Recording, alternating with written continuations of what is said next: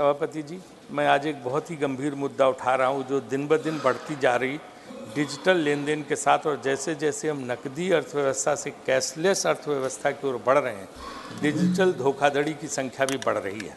यहाँ वित्त मंत्री जी बैठी हुई हैं।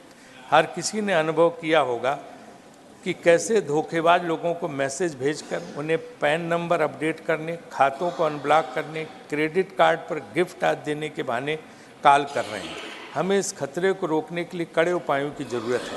आज यह सच है कि कार्ड से भुगतान और यूपीआई के माध्यम से भुगतान बढ़ गया है, लेकिन साथ ही लोग डिजिटल धोखाधड़ी में लाखों रुपए खो रहे हैं।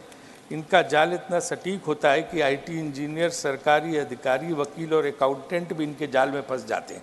और गरीब लोग तो बहुत ज़्यादा, वो तो उनको धमकाते हैं कि मैं साहब बिहार से हूँ, जो पकड़वाना है पकड़वा लो, हम आपको पकड़वा नहीं, आप हमें पकड़ा नहीं सकते। भारतीय रिजर्व बैंक ने अपनी वार्षिक रिपोर्ट में 276 करोड़ रुपए की 6,659 डिजिटल धोखाधड़ी का हवाला दिया है। यह पिछले वर्ष रिपोर्ट किए गए 155 करोड़ रुपए के 3,596 धोखाधड़ी वाले लेन देन मामलों से अधिक है। हमें यह सोचने की ज़रूरत है भुगतान प्रणालियों के भीतर खुफिया जानकारी कैसी बनाई जाए, जिसका उपयोग ऐसे लेन देन को फिल्टर करने या ब्लॉक करने के लिए किया जा सकता है। साथ ही हमारे लोगों की डिजिटल जागरूकता में सुधार के लिए व्यापक कार्य योजना की जरूरत है। सभी के हाथों में मोबाइल फ़ोन है, लेकिन उनमें से अधिकांश को उन सुरक्षा उपायों की जानकारी नहीं है जो उन्हें अपनी वित्तीय सुरक्षा के लिए अपनाने चाहिए। भारतीय बैंकों ने महत्वपूर्ण उपाय सुझाए हैं, जिनमें नए खातों में लेन देन के लिए एक सीमा, ज्ञात धोखेबाजों के लिए एक सेंट्रल नेगेटिव एजेंसी और धोखाधड़ी की रिपोर्टिंग पर कैश फ्लो को रोकने के लिए एक स्टैंडर्ड ऑपरेटिंग प्रोसीजर शामिल है।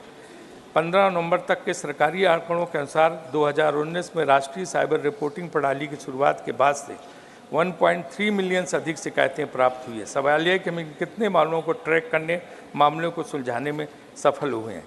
पुलिस भी इनमें उस तरह से प्रशिक्षित नहीं जैसे उनको प्रशिक्षित होना चाहिए। वित्त मंत्री जी यहाँ बैठी हैं, जिस तरह से लोगों को बेवकूफ़ बना के उनको धोखे से उनके पैसे लूट जाते हैं, गरीब लोगों के, किसी के 30,000, 40,000, किसी 1 लाख, 1.5 लाख, लोग परेशान हैं। इस पर कुछ ना कुछ आप करिए, बहुत ज़रूरी है। इसलिए मैं ये विषय यहाँ पर उठा रहा हूँ। सभापति जी ने कहा कि सोशल इंजीनियरिंग के बाद, सोशल इंजीनियरिंग का इनसे बड़ा उदाहरण कौन हो सकता है? प्रतीक राजस्थान के जाट होने के बाद उपराष्ट्रपति हो गए। सारी मलाई तो आप ही खा रहे हैं। सोशल इंजीनियरिंग की दूसरी कौन खा रहा? उपराष्ट्रपति पे कोई पहुंचा वहाँ से? हमारे मृदा जी जो डिप्टी चेयरमैन तक पहुँचे, तो आप यहाँ से वहाँ पहुँच गए, तो सोशल इंजीनियरिंग के आपसे ज़्यादा उदाहरण कौन हो सकता है? तो ये तो हम सोशल